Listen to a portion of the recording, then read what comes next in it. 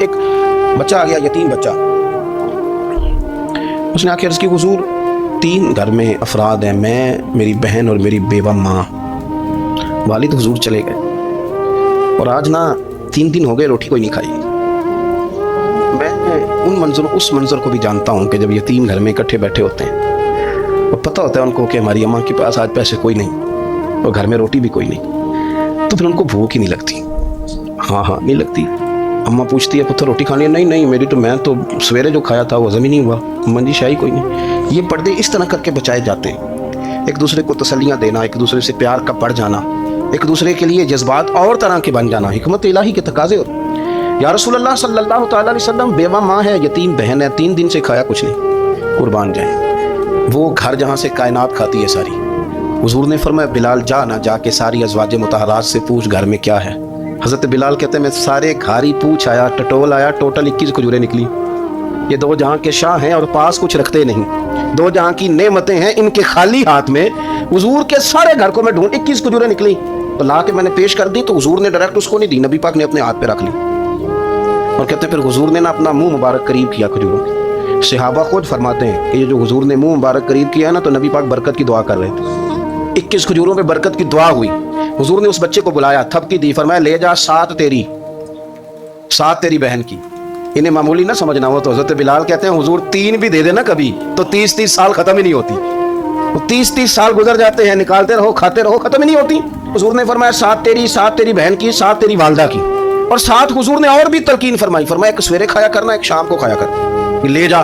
حضرت سیدنا بلال حبشی کہتے ہیں رضی اللہ تعالیٰ عنہ کے بچہ لے کے جب باہر نکلا تو حضرت سیدنا معاذ ابن جبل دوڑ کے گئے اور جا کے بچے کے سر پہ شفقت سے ہاتھ پھیرا۔ فکر نہ کرنا، رب کریم تجھے بہترین سرپرست عطا کرے گا، پتر پریشان نہ ہونا، اللہ تیری مدد کرے گا۔ صرف حوصلہ دیا، سر پہ دست شفقت پھیرا، بچہ چلا گیا تو حضور نے فرمایا معاذ ادھر آؤ نا ذرا۔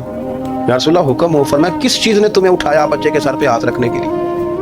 اس نے تمہیں کہا کس چیز نے تمہیں اٹھایا جو تم بچے تک پہنچ گئے؟ عرض کی یا رسول اللہ وہ جو میرے دل میں اللہ نے یتیم کے لیے رحمت رکھی ہے نا، اس نے مجھے اٹھایا تھا، اور میں نے جا کے اس کے سر پہ دست شفقت پھیرا تو حضور فرمانے لگے سن پھر، جو کسی یتیم کے سر پہ خالی ہاتھ بھی پھیر دے، جتنے بال اس کے ہاتھ کے نیچے آئیں گے نا، رب اتنی خطائیں معاف کرے گا، اتنی نیکیاں دے گا، اتنے درجے اس کو بلند کر دے گا۔ خالی دست شفقت ہی پھیر دے، دینا دلانا تو بات کی بات ہے، اس کا خیال رکھنا تو۔ یہ جو ہمارے مدارس ہے نا، میں اکثر بچے غریب ہوتے ہیں، لیکن کچھ بچے تگڑے گھروں کے بھی ہوتے ہیں، مالدار گھروں کے بھی ہوتے ہیں۔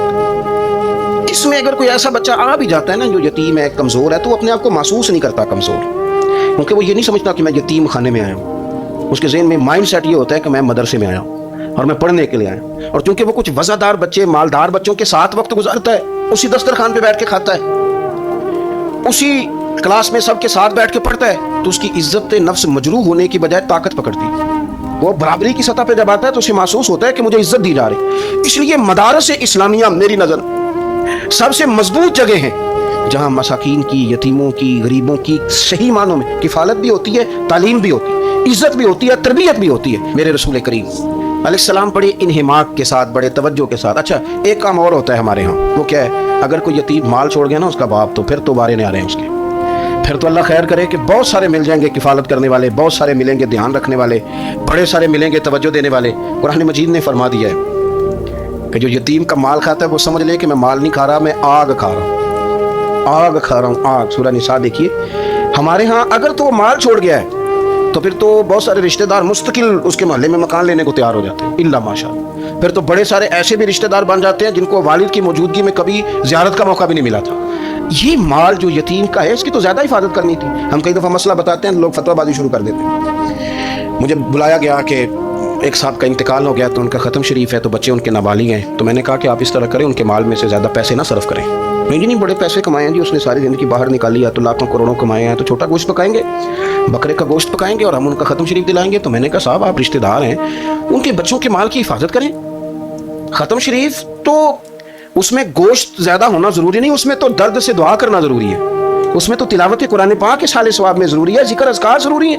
لیکن کیا کیا جاتا ہے کہ بے دریغ مال ان کا اگر ہو تو، ایک حدیث پاک ہے بخاری مسلم میں، بڑے غور سے سنیے، اور اس کے اندر جتنے پہلو ہیں ان پر پوری توجہ دیجیے گا کہ کہیں ہم ادھر آ تو نہیں گئے۔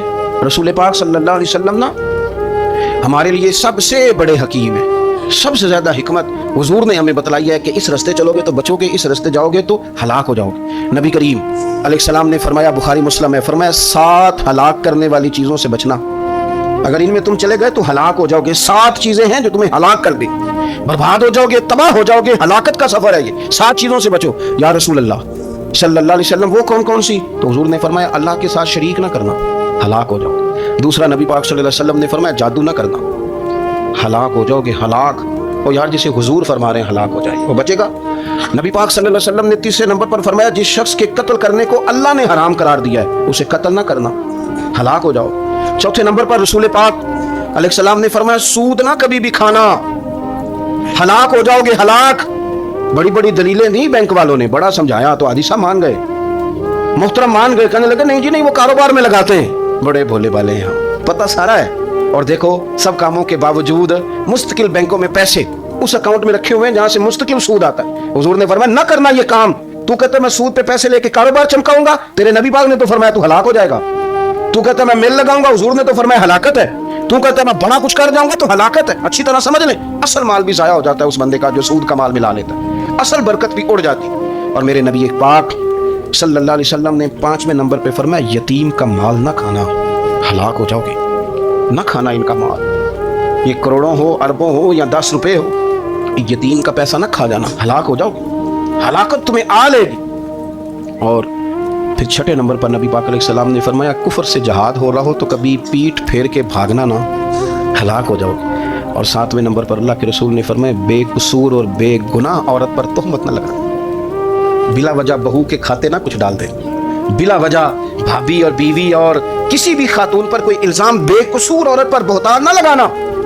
मार मार के एक शख्स ने बेहाल कर दिया बीबी को और बाद में पता चला कि जी मुझे शाका तवीज़ कराती है। क्या आपकी सोच है? मुसलमान अल्लाह को मानने वाला और इस बातों पर इल्जाम लगाएगा, तवीज़ करा के लाती बेकसूर औरत पर बहुतान। एक तो बात है उसे मारना और एक ये है कि कोई तकलीफ देना, और एक खाली इतनी बात की कि बहुतान भी ना लगाना, उस पर इल्जाम ना लगाना। यानी तुमने सिर्फ बेकसूर औरत पर इल्जाम ही लगाया तो हुजूर फरमाते हैं हलाक हो जाओ।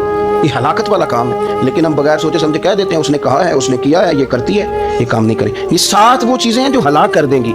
नबी पाक सल्लल्लाहु ताला अलैहि वसल्लम फरमाते हैं मैं ना जन्नत का दरवाज़ा खोलूंगा तो एक औरत को ना मैं सबकत ले जाते हुए देखूंगा, यानी वो जल्दी से जन्नत में दाखिल हो रही। या बाज़ शारहीन कहते हैं कि हुजूर दाखिल होते ही सबसे पहले उसका चेहरा देखेंगे, हुजूर फरमाएंगे तू पहले ही आ गई बीबी जन्नत में, हुजूर ने दरवाज़ा खोला तो जल्दी से नजर आई, तू पहले आ गई। सब ने लिखा है कि इस औरत की शान ये है कि सबसे पहले जन्नत में गई। मैंने हदीस पढ़ी तो मैंने नीचे हाशिए में लिखा, मैंने कहा मेरा ख्याल ये है कि इसकी ज़्यादा शान ये है कि जन्नत में इसकी सबसे पहली मुलाकात मदीने वाले महबूब से हो गई। ये देखो कितनी बड़ी शान। हुजूर फरमाने लगे तू कैसे पहले ही आ गई, कौन है तू? वो कहने लगी हुजूर मैं बेवा हूँ, मेरे बच्चे यतीम थे, मैंने उनकी खातर ना बैठी रही, मैंने निकाह नहीं किया, मैंने उन यतीमों की परवरिश की, बेवा बन के ज़िंदगी गुजार दी, उन यतीमों के लिए बैठी रही। इसको जायज़ है, ये कर सकती थी, लेकिन इसने सोचा कि मैं इनकी निगहबानी यतीमों के लिए बैठी रही।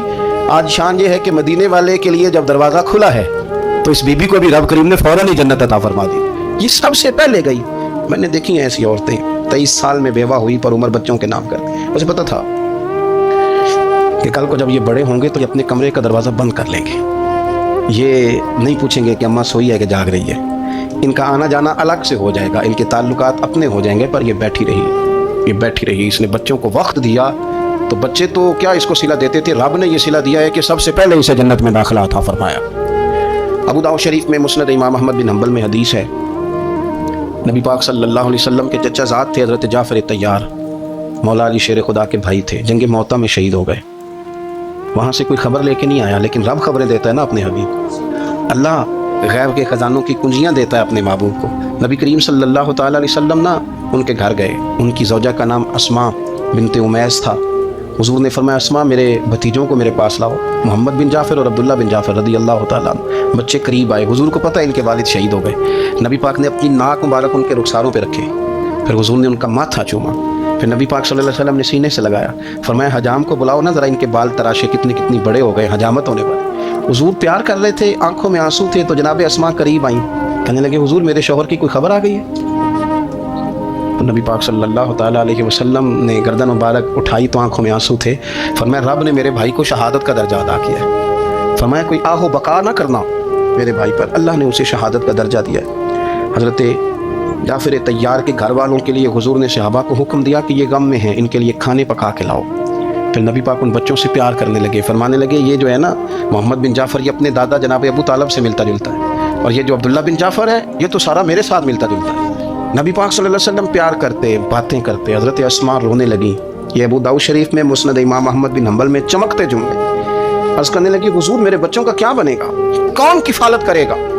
قربان جائیں رسول پاک صلی اللہ علیہ وسلم کے کیا جملے، یتیموں کے لیے حضور کا نوازنے کا کیا انداز ہے۔ فرمایا اسماء تو فکر نہ کر، انا ولیہم فی الدنیا والآخرہ، فرمایا میں دنیا میں بھی ان کا وارث بنوں گا، قیامت کے دن بھی ان کا وارث بنوں گا۔ قرآن مجید فرقان حمید ارشاد فرماتا ہے کہ وَذَرُوا ظَاهِرَ الْإِثْمِ وَبَاطِنَهُ، ظاہری گناہ بھی چھوڑ دو اور باطنی گناہ بھی چھوڑ دو۔ صاحب تفسیر ساوی اس کی تفسیر کرتے ہوئے فرماتے ہیں کہ ظاہری گناہ تو انسان کے یہ ہے نا، جیسے معاذ اللہ کسی نے قتل کر دیا، ڈاکہ ڈال دیا، بددیانتی کر لی، خیانت کر لی۔ اور باطنی گناہ یہ ہے کہ اس نے حسد کیا، تکبر کیا، بغض رکھا، بدگمانی کی، برا سوچا، اپنے دل کے اندر اس نے کینہ پروری کی۔